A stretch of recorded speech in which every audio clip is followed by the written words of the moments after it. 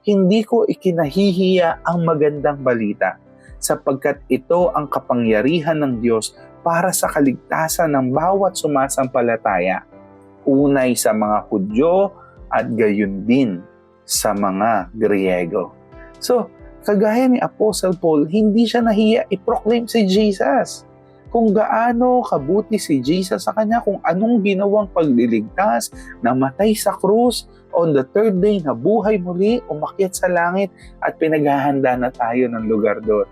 Kapatid, huwag mong ikahiya si Jesus. Ng mga Christmas party, nung New Year, kamusta? Na-share mo ba siya? Kung tayo nagkulang sa pagbabahagi sa kanya last year, maging matapang tayo this year to testify kung gaano kabuti ang Panginoon. In personal, through message, through posting sa social media, come on, let's declare kung gaano kabuti si Jesus, ano ang kaligtasang ginawa niya para sa atin.